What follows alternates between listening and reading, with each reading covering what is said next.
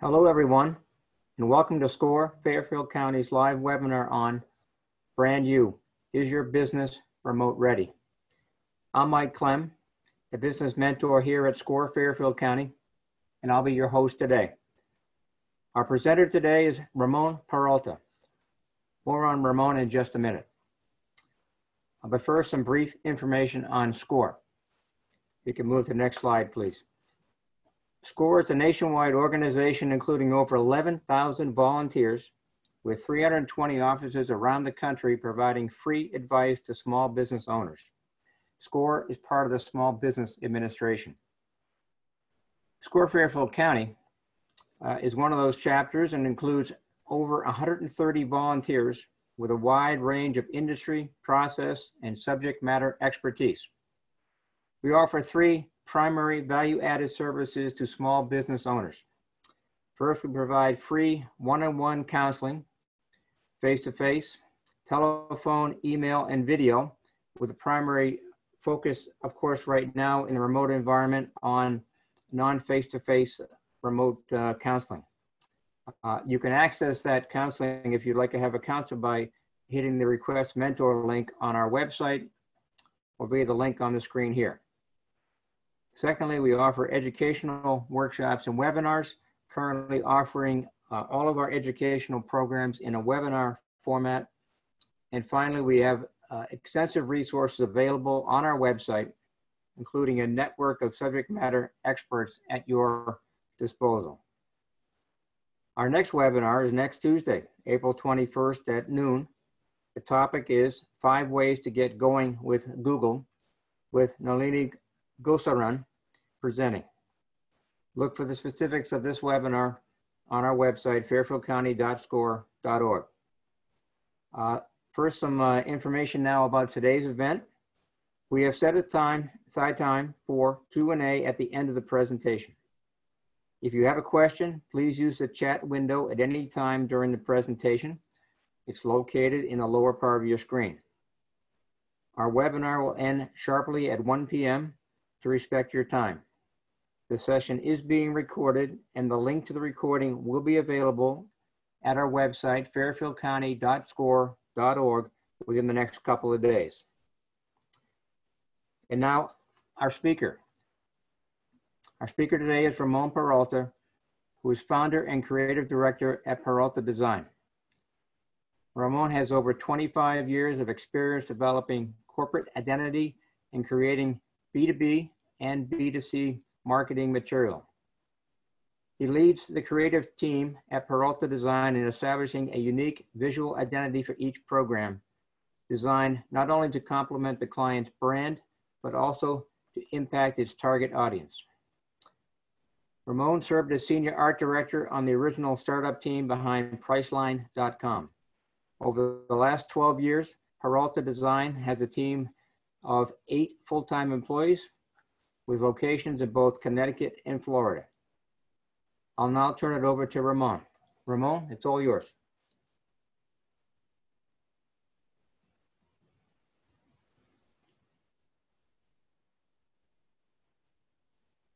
Okay. Hi, everyone. I was muted there, so I had already started. I would like to welcome you all to this workshop where we're going to talk about getting your business remote ready and some of the softwares that we're using at Peralta Design and some of the challenges and some of the innovations that you may find yourself developing during this time. As was said a little bit about me, I've been in your shoes, starting a company 12 years ago after getting laid off. I don't know everyone's situation, but there are many people now that are finding themselves displaced or fearful. Back in 2008, I found myself getting laid off during that economic downturn and being, let go from a job that I thought was going to eventually pay off a large windfall because I was in the idea business. I still am, but at the time, we were very much into starting companies, just much like Priceline at Walker Digital. We were trying to start another Priceline, and for 10 years, I kind of chased that concept of creating another large, successful startup company. And along the way, I invented my own product, Tasty Golf Tees. This was before the advent of social media. This was well over 12 years ago. And needless to say, there were a lot of lessons learned in that, but again, experiencing and launching companies. So in 2008, I decided to build a similar team to what I had at Walker, and was really inspired with this concept of being able to take ideas and turning them into successful businesses. So we all know what we're dealing with now with this idea of working from home, to flattening the curve, to the social distancing. It's forced a lot of businesses to respond to this in a way that they're forced to reinvent themselves. Many folks out there were already remote ready, people that were working from home, and some people weren't. And in some of those cases, some of the worst affected businesses are those that were forced to be shut down, were considered non-essential, and didn't really have a way to operate remotely. And we'll talk about how some of those businesses have adapted to this new normal. As we know, this has been extended now until at least May 20th. So it's not about it being a temporary thing. This is going to go on, and we need to figure out how are we going to survive during this time. Home-based businesses, even small businesses that have staff like ours, were faced with some challenges that we'll discuss. But we'll talk about how all these kind of businesses can adapt and can become remote ready. What are the steps to take? What are the best practices? And again, what are some cloud-based software that can help you do that? You've got to evolve or die. That used to be one of our taglines in a venture that I had started some years ago called the Guerrilla Group. You always got to adapt. It comes from the startup world. It's about being agile. It's about learning. It's about having a growth mindset.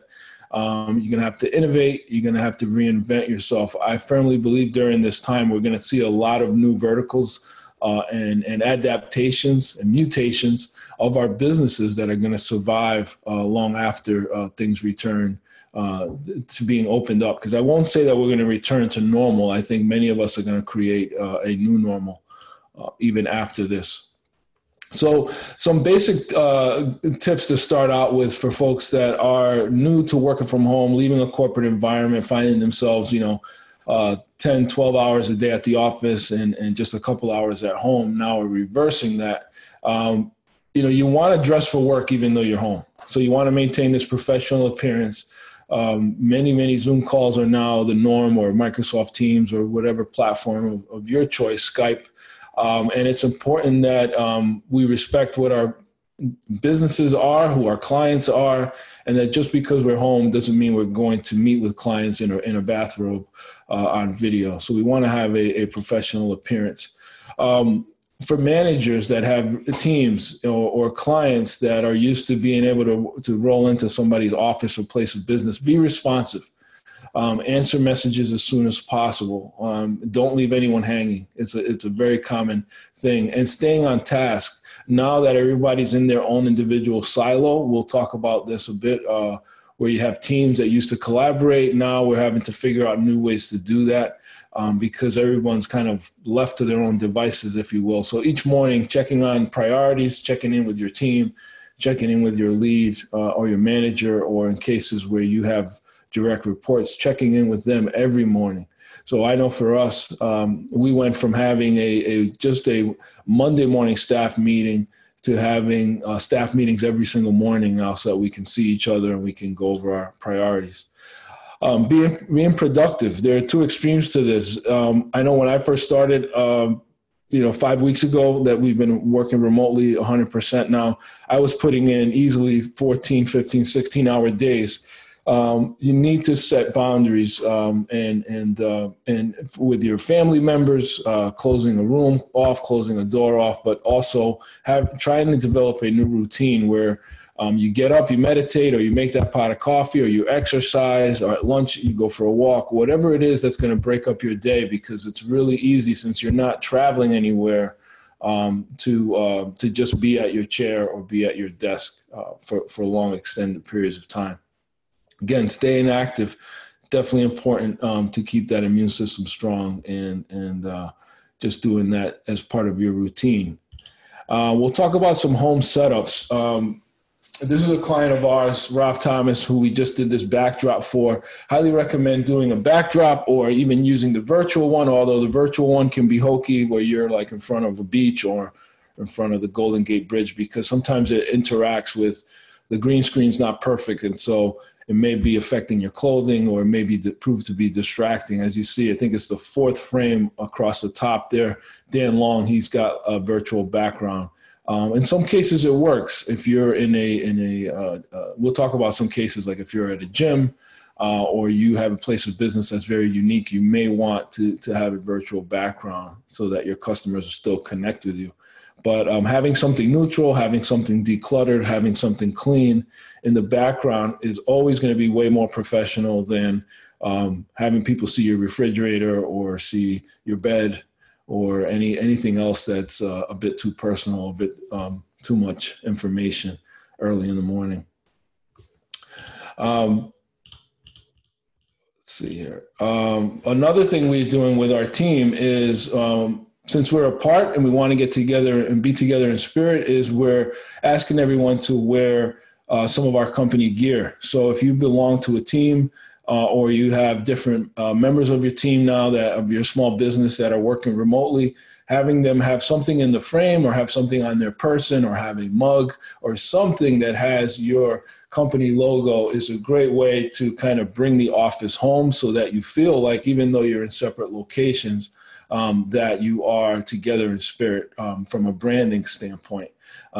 There are two folks in this image here that I actually purchased backgrounds for. That's the first on the top row, the upper left and the upper right. Those are both like photographic pop-up backdrops, because they were in kind of unique spots in their homes that were a bit cluttered. And what we want to do is have each of our team members be able to meet with clients virtually and have a professional or a neutral appearance whenever possible, so that we can maintain the integrity of our brand experience with our customers.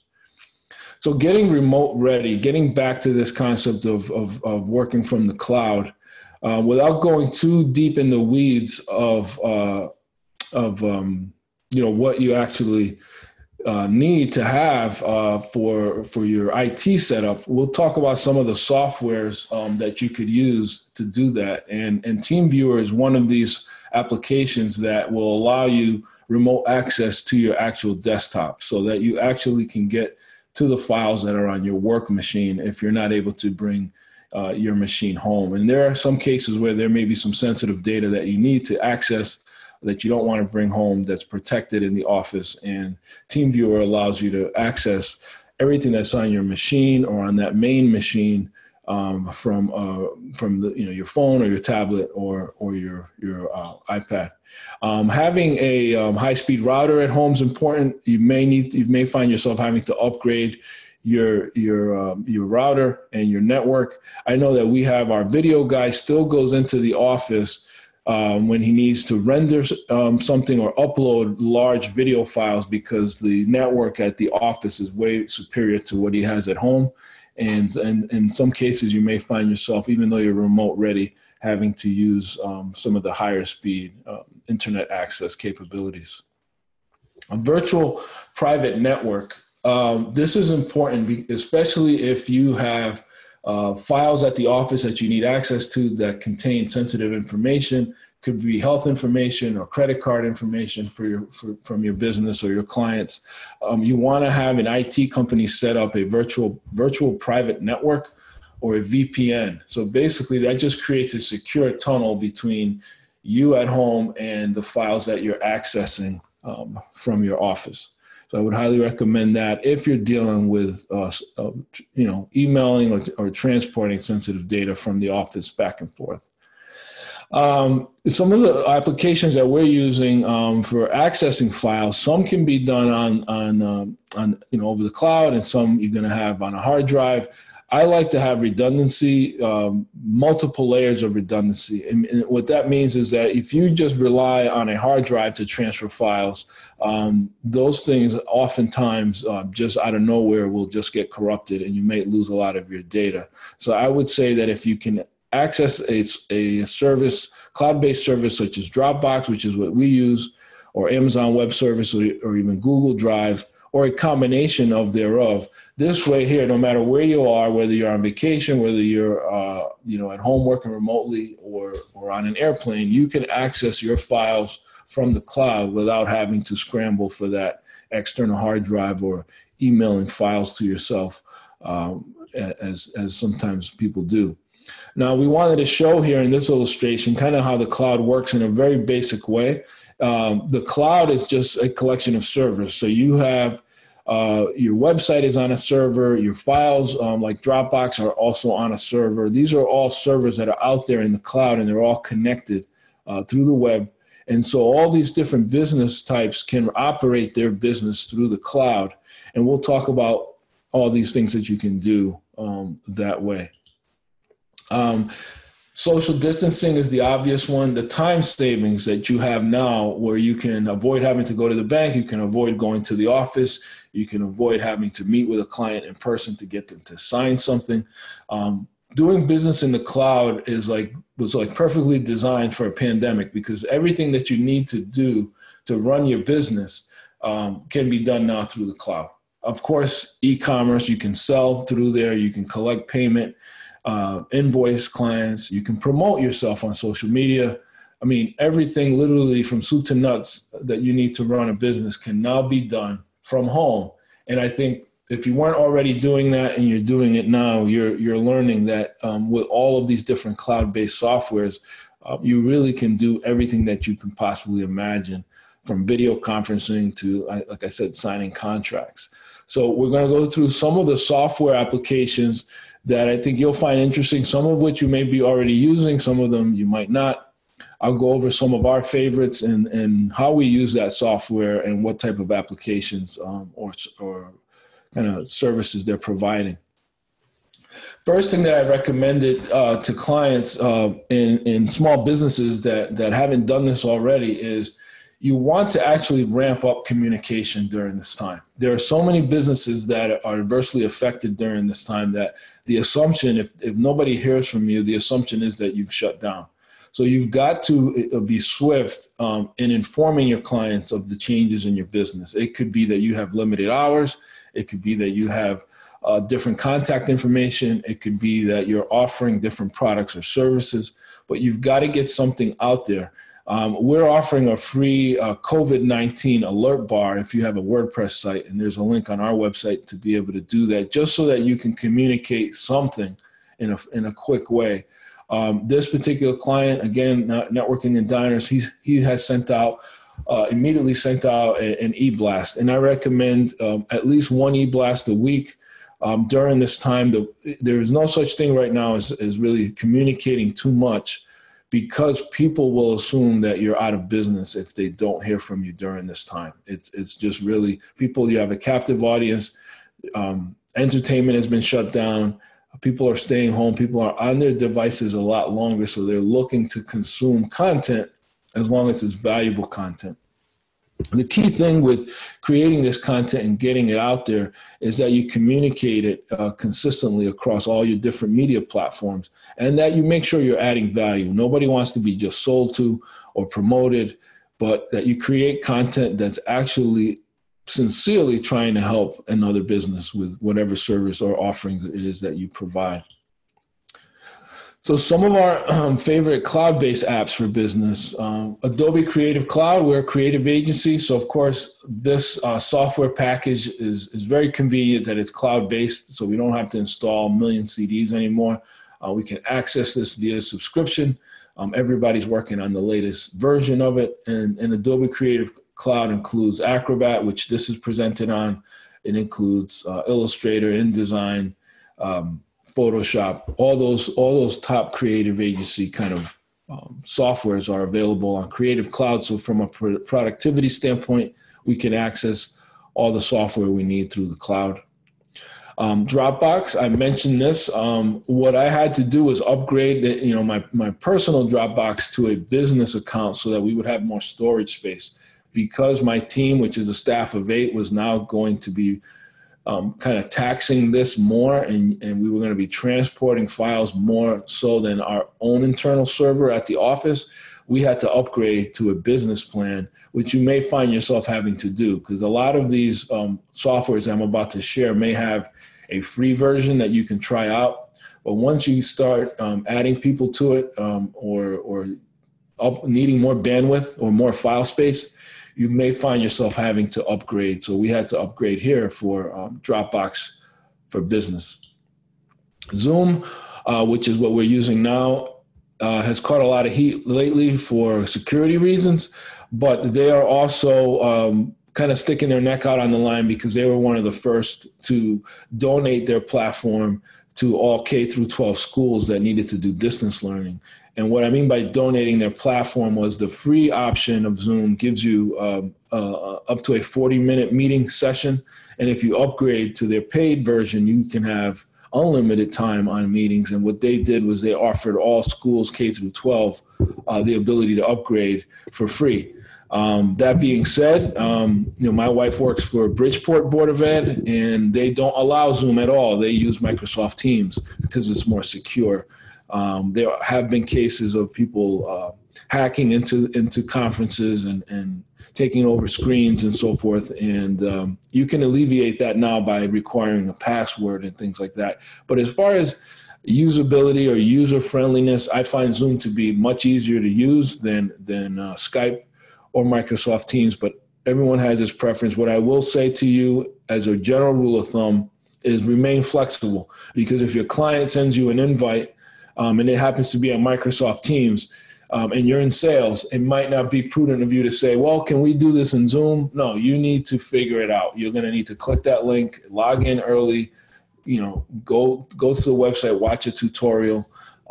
But you're going to have to be flexible and agile when it comes to technology, because there are many different types of video conferencing applications going on right now. And I will say that it does tax a lot of energy when you're presenting and projecting on Zoom. So I find myself that if it's not necessary, I will actually book a conference call or a regular phone call and try to limit calls to either 15 minutes or 30 minutes. Because if you're doing 4 or 5 hour-long Zoom calls a day and you're feeling productive, it will knock the wind out of you. It will knock the life out of you. So just be vigilant. Save Zoom for those really important client sessions or presentations where you may need to do something like this, where you're sharing a screen. G Suite, it sounds like there's a workshop coming up with SCORE for Google. I would highly recommend it because there's such a vast array of tools here for working remotely that come built in with Google. And so we have a paid account because we run our emails through Google. So we have our PeraltaDesign.com emails are coming through Gmail. It's a very secure platform. I highly recommend it for that. And you also will give you access to Google Docs, which allows you to basically create Word docs, if you will, on the cloud. So you're no longer having to search where a particular Word doc is. You can access that same Google Doc from your tablet or your laptop or your desktop. Google Drive is much like Dropbox, where you can keep files. Our whole team communicates on Google Hangouts chat, and I'll show you a screen of that, and that's how we stay in touch all day. Google Calendar, I love, very easy to use, and I'm an Apple guy, and I happen to love all these Google products. And Google Keep Note is another great feature that allows you to keep passwords or just certain information that your team or you need to access and you want to know where it is or have it on hand.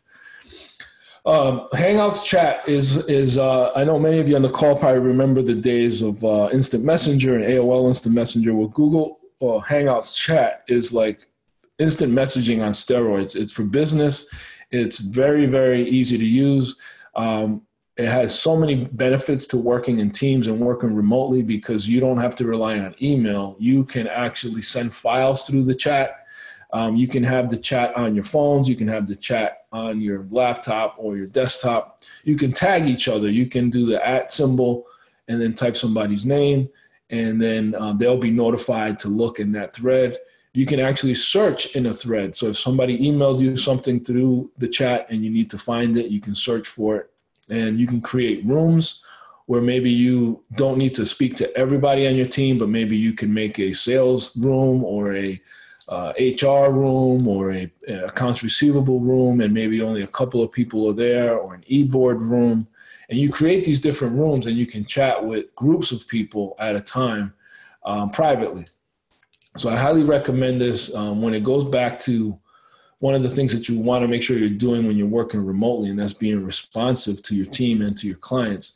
Hangouts chat is a very good way to do that. Another platform that we're using, that we subscribe to, this is a paid annual subscription, is Teamwork. It is probably one of the best project management software tools are out there. It's similar to Basecamp or Trello. Teamwork allows you to create folders for your jobs and then assign those jobs to certain people on your team. And then certain people on your team can actually keep notes in there. You can flag each project, whether it's due, when it's old, when did you start it, when does it need to be finished. It's very, very good for project management, and you can give access to your clients to a folder if you like as well, so that they can essentially keep everything in one place.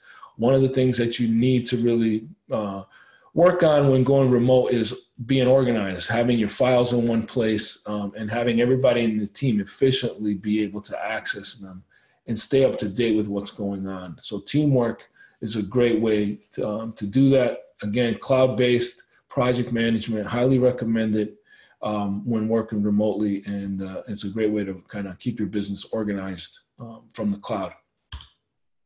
Function Fox is another software that we subscribe to, that we use for keeping track of our projects from a time standpoint and an invoicing standpoint. So now if you worked somewhere where people were punching in and punching out, and you were doing payroll, and you were kind of like aware of how long people were in the office, quote unquote, Function Fox allows your team members and yourself to, in real time, track how much time you're spending on a different project. So if in the interest of job flow or workflow, if I'm in sales, for example, in my industry, I'll send somebody a proposal for a website project. The website project proposal gets sent out via HelloSign, which I'm going to share in a second. Then they sign. I get the contract.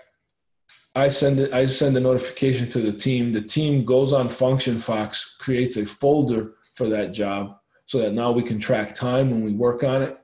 And then we create a folder in Teamwork as well, so that we can keep any necessary creative files in that folder. So you can start to see how these apps all start working together to create that workflow in your company. HelloSign, many of you that have bought a house recently or done any kind of refinancing or insurance paperwork know that you can sign a lot of things digitally. We happen to like HelloSign because it's owned by Dropbox, and it's got a very similar UI or user interface or user experience. So I find it very easy to use. And for me, easy to use is more efficient. Very, very low barrier to entry, very, very easy learning curve. So with HelloSign, again, I'll create a proposal, create a PDF of it, upload the PDF to HelloSign, add my signature, and then I can request a signature through HelloSign. The neat thing with HelloSign is that every 7 days it automatically reminds the person that you're hoping to get them to sign the contract that the contract is still waiting for their signature. And then once you can look at it, you'll get notified if they viewed it, and if they viewed it and didn't sign it, or if only one person signed it. So you're always kind of on top of where your contract sits, and you can send reminders. If you happen to meet the person in a different way, meaning like they sign the PDF and email it to you, but didn't send it through HelloSign, you can always go into HelloSign and cancel it, or delete it, or edit it and resend it. So it's very, very convenient for contract signing. And anyone in business, I highly recommend, of course, contracts are the way to go to get things in writing. Paychex has a really neat app for running your whole HR department remotely. So if you need access to your team's 401k, if you got to run payroll, you got to check in on their health benefits. I mean, you name it, everything can be done. You want to track time off. Everything can be done here from a back office type of view through your phone. So Paychex, I highly recommend. ADP has another, is also a competitor, but has a great remote ready version of their software called Run ADP, where you can do all your payroll remotely as well and from the cloud, which is super convenient.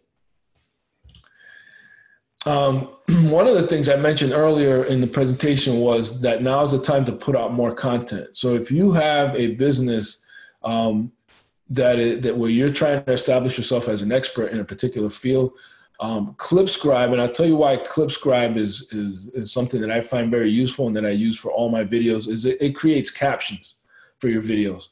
And here's a takeaway. 80% of videos being watched online are being watched with the sound off. And that's because most people are either multitasking or they're watching video in places where they shouldn't be, or they just need the privacy. They don't want the sound, so they're reading it. So make sure that if you're putting out content, you include video. And if you include video, I would say that ClipScribe and it's clipscribe.com. It's a very easy to use cloud-based app that will automatically add captions to your videos, that transcribes them. And we've posted a tutorial for this on our website as well, and I can email that link to anyone that might want it. I'll actually post it in the chat. So ClipScribe is another highly recommended cloud app. I was just right before this meeting, I was on an email thread with a client. They laid off or furloughed 100% of their sales and marketing team because their business was pretty much all focused on events and trade shows, and we all know that stuff just came to a screeching halt. But that doesn't mean that they should not continue to put content out so that their brand stays on the radar of their clients. Canva is a great application that allows you to do it yourself, if you will. There are templates here where you can create memes, where you can put out content. And memes are these square images here where you can put a quote, you can put a photo, and you can develop a template for your brand so that all of your memes have a similar look and feel, which is what I highly recommend, because even though you're going to be kind of taking your own hand here and to do it yourself marketing, there are some ground rules, and consistency is one of them. And so having a consistent template, having a consistent look and feel to your memes, and then being able to create them yourself can be done with Canva.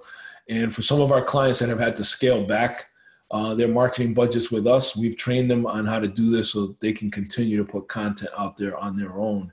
And this is another tutorial that we're going to post up there as well. So now you've got videos, you've got LinkedIn, you've got Canva, and you've got content. Where do you put it? I would highly recommend, whether it's a blog, whether it's a meme, whether it's a link to a video, whether it's a quote, whether it's an article that you happen to like that's related to your field. And that's the key point, is that you share content that's related to your field, relevant to your field, and supports you as an expert in your field. LinkedIn, whatever they've done over the last 6 months, 6 to 8 months is working. There's a very high engagement level in LinkedIn, more so than in other platforms when it comes to business related content. So I would lead with LinkedIn, make sure that your profile is up to date.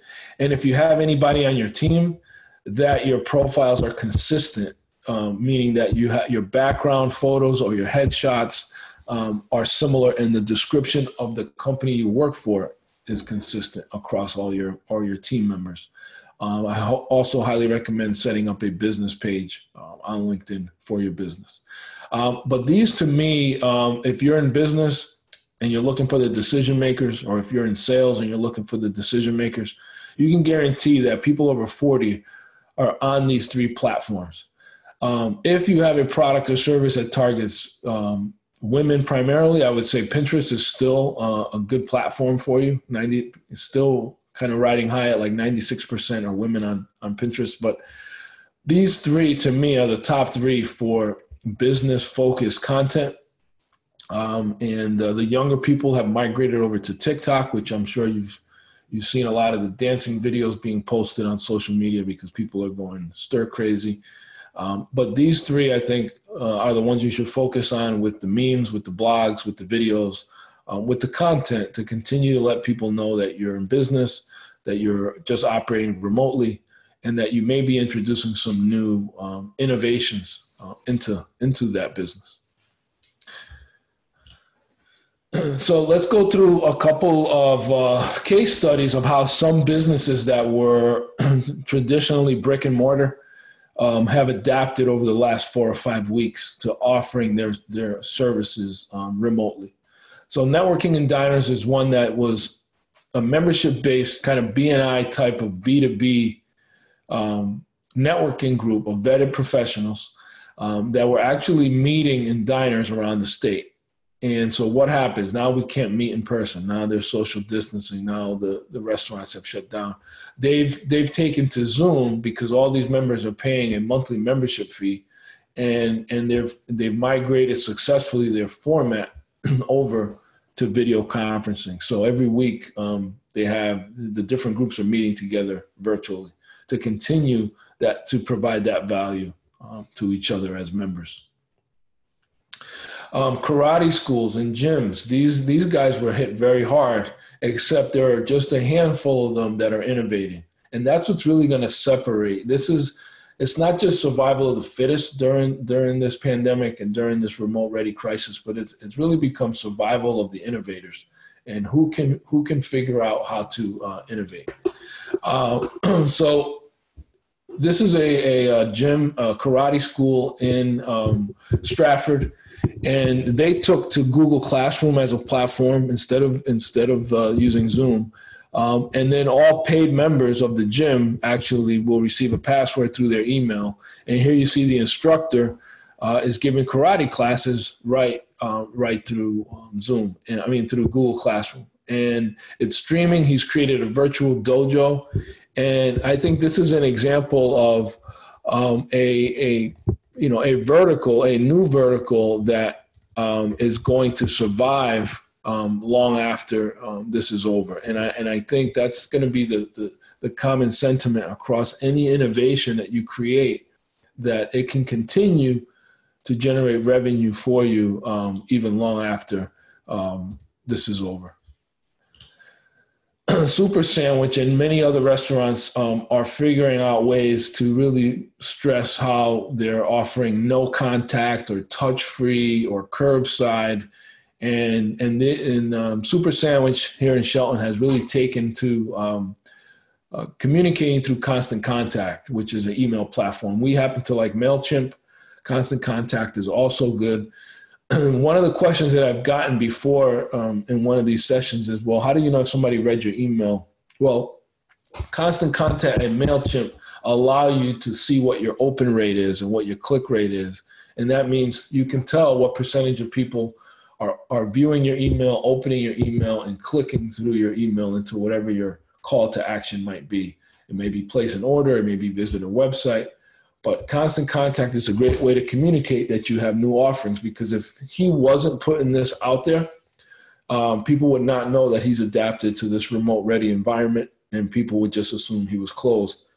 So make sure you're communicating, and Super Sandwich is really pushing a no contact delivery service. One-on-one consultants that were really used to meeting in person and charging for their services are now going on to doing one-on-one coaching through video conferencing. You're finding, and we're helping counseling, agencies with telemedicine. You're going to see a big boom in that area where people that oftentimes felt the stigma of like seeking help or going to see a therapist and having to wait in a waiting room with other people and being self-conscious about needing help. And in this time, I think it's going to reveal that a lot of us need someone to talk to, and that's totally fine and healthy.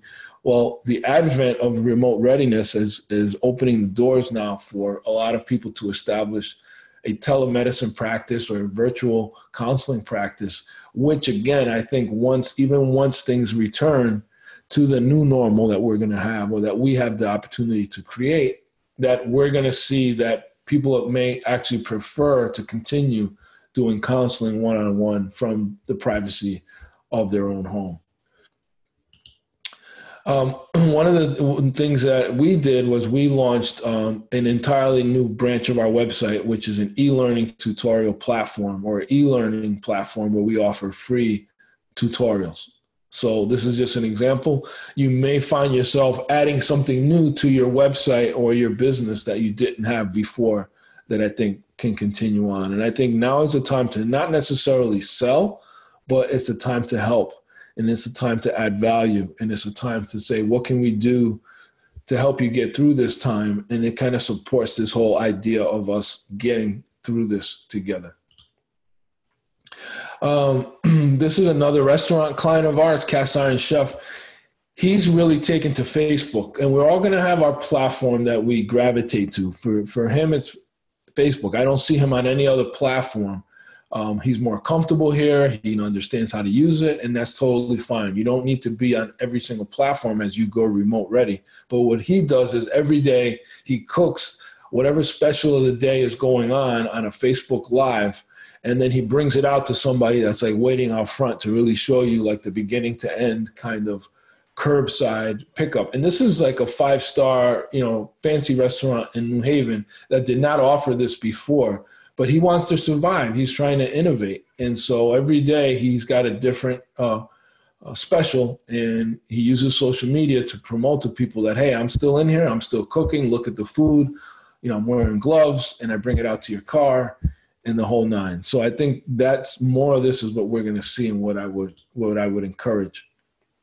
So as we go through this kind of recap, yes, there are some best practices for going remote ready. There are some things you need to have in place. There are some best practices for how you present in front of video. There are some best practices for how you stay connected with your team that are going to help you feel together, even in spirit, even though you may be apart physically. And of course, there's best practices with how you should maintain a connection to your clients. This idea of staying on the radar is even more important now that you're remote ready, because there's so much content out there being put out there that you're competing against. You want to be the ones that are not only innovating, but are adding value, or are educating, or are helping. People are going to remember what brands are doing during this time. Like how people are handling this crisis.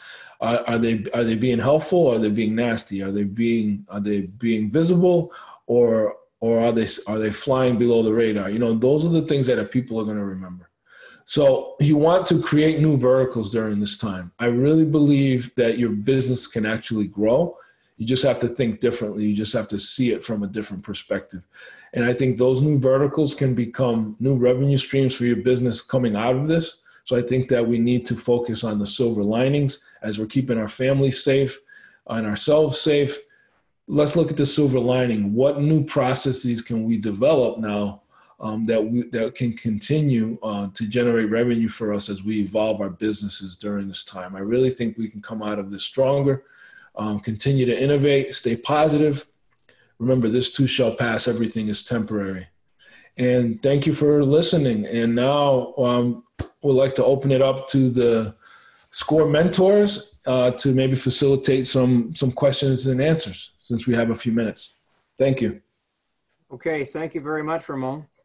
So we'll use our remaining time here for Q&A, and we'll take as many questions as possible up to 1 p.m. So please submit them via the chat feature in the lower portion of your screen. So Ramon, let me start you off with a couple of questions here. You mentioned many different apps that you use in your business. Can you tell us a little bit about how you integrate all these different apps into the overall workflow of your business? Sure. So we basically start out in the morning with a Zoom call, and then we migrate over to the Google Hangouts where we can see each other, see who's active. The neat thing about Hangouts is that you can set a do not disturb. So if you want to take a lunch break or you need to take a walk, you can do that. And that's how we kind of stay in touch throughout the day. Then from a workflow standpoint, we're all kind of going in and looking at teamwork as it generates a daily radar for us. We can filter it to see what's due on any given day. And we kind of compare that to what we discussed during our morning staff meeting. Make sure we're on task, or make sure that I don't want to shift any new priorities or things that may change throughout the day. So we have kind of a moving target, and then we also have our teamwork radar to look at. Then from a sales standpoint, I'm looking to get notifications via email on what Hello Sign documents may or may not have been signed that day. I let the team know. And once I get a new signed contract, we launch into Function Fox and Teamwork to add those projects in for not just time tracking, but also project tracking. And at that point, we're either working off of the cloud with Google Docs, or we're emailing each other files, or uploading files up to Dropbox that other team members can access. So we essentially all have access to the same files. And one of the neat things about Google Docs is if you share it with somebody, it's a really good collaboration tool. And one of the things that I really push hard with my team is to not get stuck or forget that, and stay in our own silos all day long, but that by sharing a link to a document that you're working on, you can actually see somebody else's comments or somebody else's input right into your own document, which is kind of neat. It allows us to collaborate. So on any given day, those kind of run our kind of workflow, if you will. Okay, that's great. Maybe a related question is, with these various apps like Paychecks, et cetera, do they tie into your accounting system? Yes, they do. They do have those back end features. In fact, I use ADP, and they have some wonderful tools for that. I know a lot of people are aware with all the CARES Act and PPP and all these other stimulus relief applications that you should be applying to if you have payroll. And the use of those apps allows me to go in there and download all the necessary tax forms that I need, because all those reports are generated for me through the app. So it was very easy for me to go in there and download my 941 tax forms and things like that by the use of those apps. But yes, they have QuickBooks integration and a number of other integrations. Pretty much all of the cloud-based tools that I talked about today have the ability to either connect with your website or connect with other applications through the use of API. So, which is like an application protocol interface software that kind of glues things together. So you'll find that a lot of these things that are coming out now, if they want that adaptability from the public, they need to be able to play nice with other softwares as well. Okay, very good. I see a question from a Jackie. Can we tackle that one? That's a good one. Yes, go ahead. Yeah. So Jackie, about being a massage therapist and reinventing yourself. I have a friend of mine that's a therapist as well, and she is offering Reiki healing through Zoom. So it's a no-touch Reiki healing session. I haven't experienced it yet, but that's what she's doing during this time. So I've noticed some barbershops are doing some sessions on teaching people how to cut their own hair during this time in order to get through this patch. And you feel like, well, I'm giving away things. So like for you as a massage therapist, like giving, maybe giving videos out on how to, couples can massage each other, or maybe doing group massage sessions where people are watching you, and there's a subscription-based feature to it. For the first step is giving away the content. The next step is figuring out how do you monetize it. But I think the first step is giving it away so that you stay on the radar and people know that what did your brand do to add value to help people get through this time. And I think the last thing you want to do is disappear. I do think that people are going to want to, there's people that can't wait to get their nails done because they can't do them themselves. They can't wait to get their hair cut because haircuts are looking horrible when they try to do them themselves. I think all that stuff's going to come back. What you may find is people are going to have a bigger emphasis on disinfecting their tables or their clippers or all these things, and those are going to be the differentiators going forward. You're going to see that a lot, but I don't think that those things are going to go away. I'm confident we're going to go back to hugging again and all that stuff. I just think that these service industries are going to have to kind of really stress what differentiators or what new processes they've put in place to alleviate the concerns that people are going to obviously have, because we're all going to have some form of PTSD after all of this and trauma that we're going through now with the fears and the news and the deaths and all this. But we're all going to go back. It's just that it won't be how it was. So now is a perfect time to figure out what measures and processes can you implement. And like in many businesses, first to market gives you that brand positioning. So if you're the first massage therapist to have, a disinfectant table for some reason, or giving therapy with gloves, or introducing some new method that ensures that you're wearing a face mask. I don't know. I'm just kind of brainstorming right now. But the earlier or the first to kind of solve that is going to establish great positioning, because they're going to immediately differentiate themselves from the competition. And as we all know, that's the first thing you want to stress when you're building your brand, is what makes you different. And here's an opportunity as a massage therapist, when we come out of this, what's going to make you different? What measures have you added that the other guys are going to be slow to the punch on? So those are the things to think about now. Okay, great, Ramon, thank you.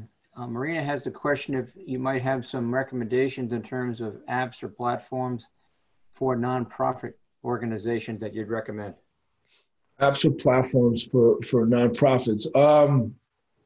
Well, I mean, for nonprofits really operate much like a for-profit, at least many of the ones that we've come in touch with.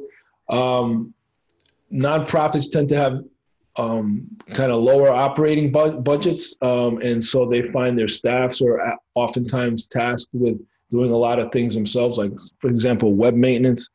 So there are platforms that allow you to do some of that yourself. And so for you, I would recommend, for nonprofits that are putting out content, I would recommend Canva as a do-it-yourself tool for marketing. I would recommend MailChimp as a do-it-yourself tool for sending out e-blasts. WordPress is a great website platform, or even Wix. We've recently become a Wix partner because we realized we needed to lower our price point during this climate for some of our website builds, and do so on a platform that's conducive for do-it-yourselfers or organizations that are now finding themselves short-staffed. And much like in 2008, you're going to see that the requirement is going to be that less people wear more hats. And so I think Wix, WordPress, Canva, MailChimp, those are all good platforms for nonprofits. And there are plenty of donation platforms out there too to integrate into your websites for nonprofits. I think nonprofits should be also thinking about how to differentiate themselves and what are they doing during this time? What kind of COVID relief efforts are they doing? Definitely stay on the radar. Now is not the time to ask for money, as we all know, because people, 16 million people are on unemployment and the economy is in a tough spot. So, but instead of asking for money, now is the time to show what are you doing to help others and what impact are you making locally. So definitely don't want to disappear. You just have to change your messaging a bit to show people what you're all about. Okay, very good. Here's another question, which probably relates to the fact that you've been a successful entrepreneur in a number of different places here. You mentioned some businesses that are changing their processes to adapt to the current social distancing environment, like the restaurant offering the curbside pickup, et cetera. Do you see any brand new businesses emanating from this COVID-19 situation? Yeah, I mean, there are a ton of people now. I see that people are creating these little devices to open doors with or push buttons with. And they're just little plastic gadgets, but I've seen them very prevalent on social media marketing recently, and that's something that wasn't here a month ago. So people are starting to, the smart folks are the innovators. They're the ones that are going to come out of this stronger and thinking of ways of like, well, touch free, no contact. How do I, I don't think they've solved how to open a round doorknob with using a little plastic gadget, but for levers and elevator buttons and things like that, you're seeing a lot of new products. One of our clients here in Shelton, Modern Plastics, they invented this little piece of plastic that goes behind your head for first responders to clip their N95 masks to, right? So instead of hooking the elastics onto their ears, for hours on end, they can hook up the elastics to this little piece of plastic that sits behind your head. And it's adjustable. It has several notches on it, and it probably costs them pennies to produce. But we're helping them promote that. So you're going to see a lot of things like that. I think the medical industry is going to boom. The cleaning industry. I know that residential cleaning has probably gone down, but those are the kind of companies that are going to have to reinvent themselves during this time and really push disinfecting office spaces, because pretty soon that's going to open back up, and keeping the offices clean. Offices that were cleaned once a month, you're going to see them probably needing to be cleaned once a week or once a day. So I'm seeing a lot of new products that are being invented coming out around this whole notion of no touch or hands-free or no contact. And is it sad in a way? Yes. I mean, we were already moving away from the bank teller to the ATM or the gas stations. You already saw people pulling away from a gas station if the gas pump swipe wasn't working, they would go to another one. So I think we're just going to see more of that. But I do see the pendulum swinging, where I think we're going to see a resurgence in gatherings and stuff. But how do we make those gatherings safe for people? I think that's where the innovation lies. Okay, that's great. Well, thank you, Ramon. That's all the time we have for questions today. But Ramon, any final words you'd like to say? I would just like to say to contact me if you have any other questions. I would like to say stay positive. I put out more content out there. And Jackie, I've got your email. I'll send you a little note. I'm sorry you missed my answer, but I'll send you a little note about the online Reiki healing and so forth. But I would just say to stay positive, keep innovating, keep putting out good content, and keep helping each other, and keep establishing your brand as a brand that was helpful during this time, because that's what people are going to remember. Okay, that's great. Thank you, Ramon. As a reminder, a recording of this webinar and the materials are available within a couple of days on the fairfieldcounty.score.org website. Our next webinar will be next Tuesday, April 21st at 12 noon. The topic is 5 ways to get going with Google, with Nalini Gusaran presenting. Again, SCORE offers free individual counseling. Please use the link on the screen here to visit our website and click Request a Mentor. Also, please fill out the evaluation that you'll receive by email at the end of the webinar. So on behalf of SCORE, I'd like to thank you all for attending today's SCORE live webinar. And in closing today, a big thank you to Ramon Peralta for presenting today. Have a nice day, everyone.